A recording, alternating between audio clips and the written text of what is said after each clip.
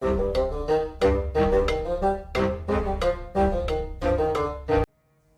and welcome to the Critically Clueless. Today we are going to be reviewing Tom Clancy's Rainbow Six Extraction, brand new out on the Xbox, PlayStation and the PC, and of course this is another installment by Ubisoft. This game is going to set you back anywhere from $49.99 to $33.99 depending on what platform you're actually buying it on.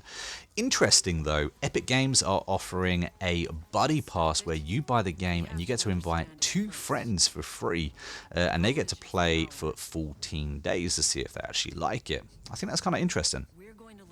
And don't forget guys, if you find this review interesting, entertaining, or you want to see more videos just like it, don't forget to hit that subscribe button. It helps the channel out so much. So in Extraction, Team Rainbow now faces its greatest threat ever, a lethal mutating alien invasion, where you'll get to use 69 guns, 18 different operators, 25 different gadgets, facing 13 enemies on 4 different difficulties. And did I mention this is a 3-player co-op shooter? And with all the numbers finally out of the way, we can get on to gameplay. So what do you actually do on it? Obviously this is a successor to the last game, Rainbow Six Siege. Now I've played that game a little bit. I wouldn't say that I am a veteran of that game by any means. I've played a few hours and that's about it. However, I can tell you that a lot of the siege mechanics are still here. Peek around corners, shoot through walls and place barricades, which you're gonna need a little bit later as the game ramps up in difficulty. All the operators' abilities are still the same as well. The main difference here is that this is a PvE game, not a PvP. And the way the game works is you take part in 3-part missions called incursions, where you play through zones of aliens completing objectives. The good news is that it's not necessarily set in stone. If you need to evac, you can do just that. You can complete 1 or 2 missions and then it's up to you to roll the dice to decide whether you're going to go for that 3rd last objective or if you're just going to straight evac. There are also side missions where you have to complete studies as well. To be honest with you, I've done a few of these. They're a bit boring, a bit repetitive, but you do get an awful lot of XP for doing them if you do the perfect run through. Complete all the missions, level up all your characters, play on a couple of different difficulties. You could be stretching the 40-hour mark to do everything, and then obviously it goes downhill rapidly from there. Now personally I think 40 hours could be a little bit generous. However, leveling in this game isn't as straightforward as you kind of expect. So you can pick your operator at the beginning of the game, whichever operator you fancy. The problem is if you sustain damage throughout the level, which by the way is extremely likely unless you have a very good team that you're kind of familiar playing with, if you get injured, you will not be able to use that operator in the very next level. No, it doesn't work that way. You're going to have to kind of earn experience and play another level as a different operator before the first operator you used is healed up, which means very quickly within the space of an hour or so you could injure quite a few operators. So it means you're never really going to be very consistent on who it is you're leveling up. And of course, as you level up a character and operator, you will unlock different abilities, different weapons, which can be really cool and make your life a lot easier. But because of the way the injury system works, it can be a little bit more complicated than just straightforward saying I'm going to level up this operator. So bear that in mind before you actually jump in. Also, a bit that I actually do like, however, is if one of your operators goes down, you're going in with a 3-person team and 1 or 2 of you dies.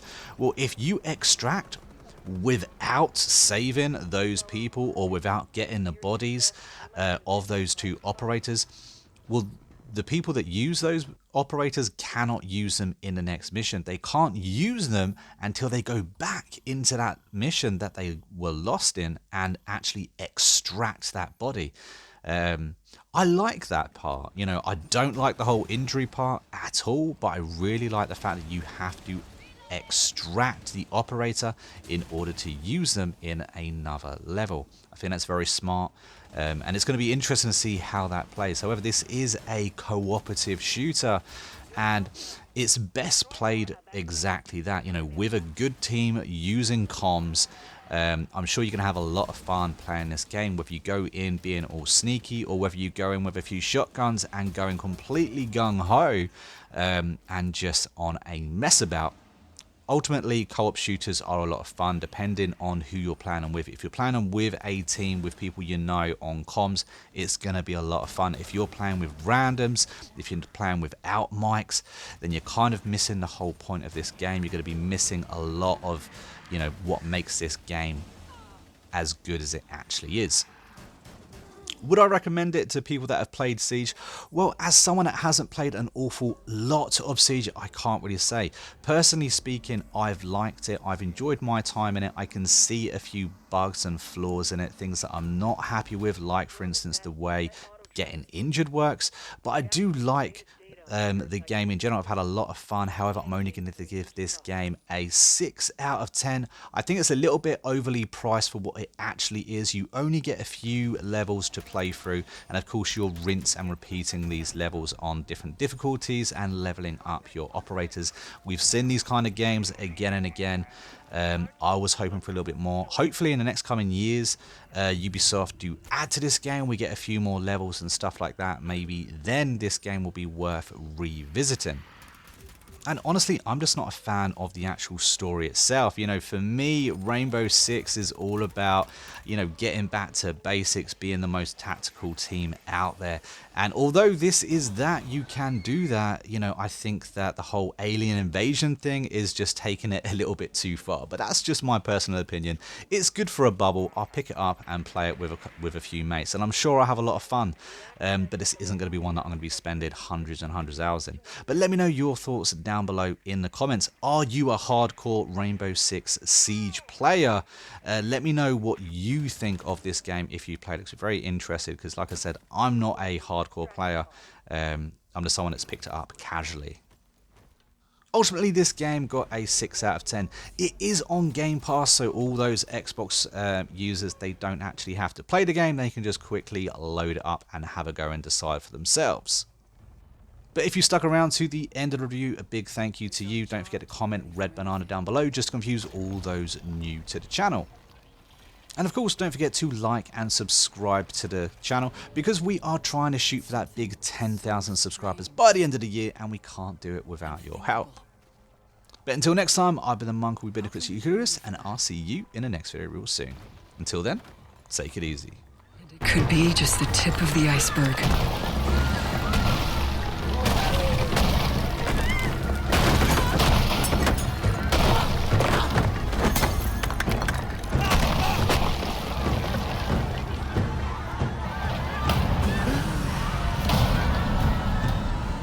And the parasite isn't alone.